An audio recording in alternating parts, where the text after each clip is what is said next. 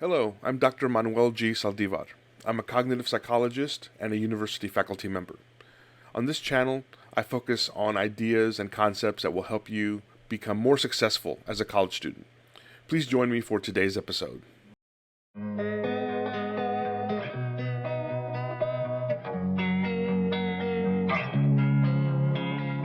In psychological terms, motivation refers to the desire to act in order to accomplish some goal or achieve some objective. This definition, as far as it goes, is pretty straightforward, but of course, all of us who've ever struggled to do something, to accomplish something, especially when we didn't quite feel like doing that thing, know that in real life, motivation can be tremendously complicated. In today's episode, we'll discuss motivation, break it down into a couple of different categories that are used to think about motivation in psychological terms, and discuss benefits that come to us from certain kinds of motivation, because not all motivation is the same. Now, in psychology, we look at motivation as being broken down into two different components or two different aspects. The first is extrinsic or external motivation, and the other is intrinsic or internal motivation. Let me explain further. Extrinsic motivation is a kind of motivation, a kind of force that drives us to want to do certain things or accomplish certain things because of external rewards, because of stuff that we get from the world around us. Examples of external motivators include money, grades if you're a student, or even just praise or positive comments from other people. Intrinsic or internal motivation comes from within us. Examples include curiosity. You might study a certain subject, read a certain book, just because you're curious about the topic of that book and you want to learn more. Pride is an internal motivator. You may want to do a good job on a certain project you're working on. Maybe you're doing chores around the house, and there's no one necessarily looking over your shoulder making sure that you're sweeping up the floor properly, for example, but you take pride in doing a good job. You want to be able to say, in this example, that you put forth your best effort.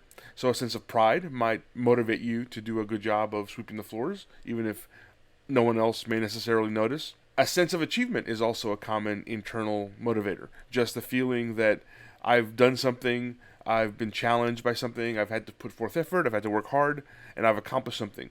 Even if no one else necessarily is around to notice that you've done this thing, you can still feel a sense of accomplishment. Now, in the real world, most things that we have to do will often have a mixture of both intrinsic and extrinsic motivation. However, there is a growing body of research in psychology, evidence going back for decades, that intrinsic motivation in particular does offer some benefits. To put it another way, even though in the real world we often will have both external and internal motivators, over the long term, we know from research that if you do a thing because you have a strong intrinsic or internal motivation, that doesn't mean you can't have external motivation, but if your primary driver, if the primary force is a sense of intrinsic motivation, there are some concrete benefits we can identify. Individuals that have strong intrinsic motivation tend to show a lot of persistence. You are less likely to give up when things get tough or when you encounter challenges. You're more likely to continue to work at a steady pace to accomplish whatever it is you're trying to accomplish, because you're not dependent on some outside force. You're able to create motivation from within you that allows you to persist, to continue working hard on whatever it is you're doing. Intrinsic motivation tends to lead to higher levels of creativity. Naturally enough, if you need to come up with new ideas, if you're trying to innovate in some way, if you're trying to be creative, it's hard to force someone to be creative.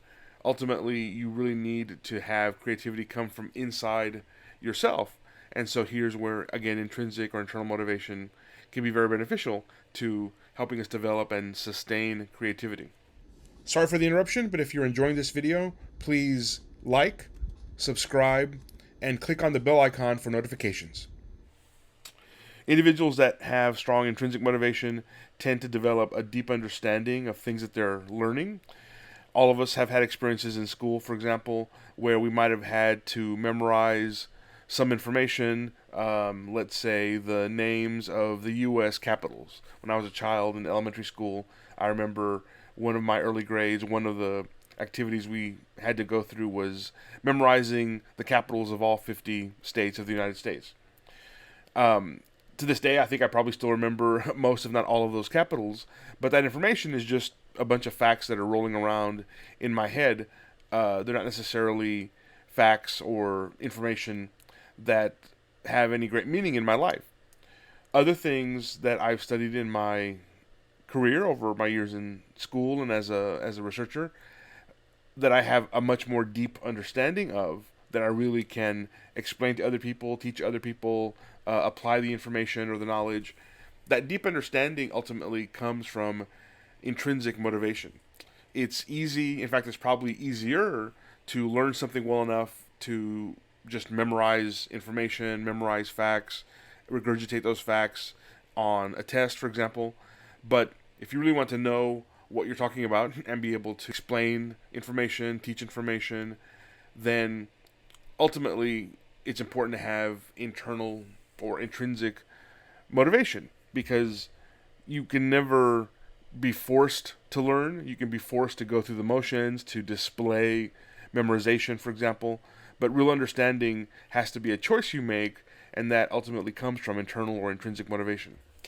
And then finally, individuals that have a strong sense of intrinsic motivation report on surveys and other kinds of research methods that overall they tend to have a better sense of well-being. If you are dependent on the outside world, on other people, to convince you to do things, to convince you to live a certain way or do certain things, that can often be difficult, because then you're constantly looking for this external force. You're constantly needing more external stuff. You constantly need other people to push you to do things, as opposed to developing your own intrinsic or internal motivation. You're less dependent on other people.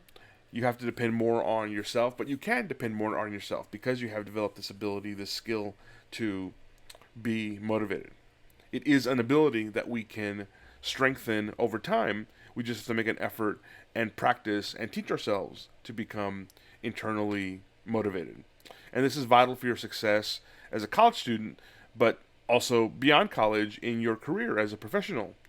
If you really want to be an engineer or an accountant or a nurse or a teacher or a physical therapist or a dentist or whatever profession, career you want to pursue, yes, many of those careers that I named, most of them probably, have a financial component. You can make a better living as a dentist than you can a lot of other lines of work, for example.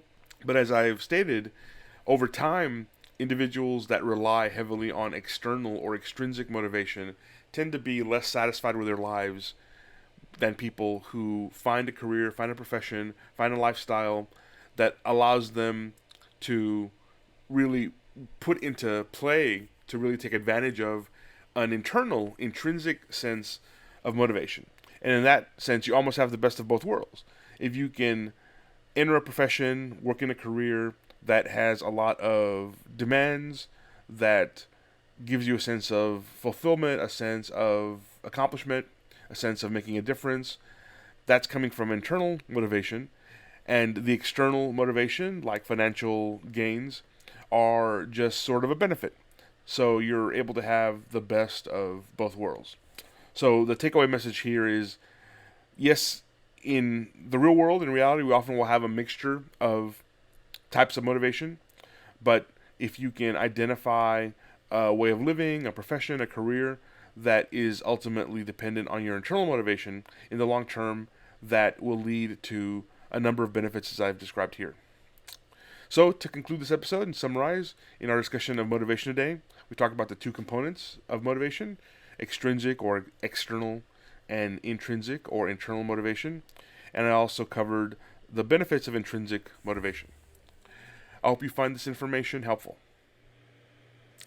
If you enjoyed this video, I hope you'll click on the thumbs up icon below. And if you really enjoyed it, please subscribe to this channel and turn on notifications by clicking on the bell icon. YouTube will notify you of future videos added to this channel. Remember, college success is challenging, it takes work and effort, but it is certainly within your grasp. Good luck.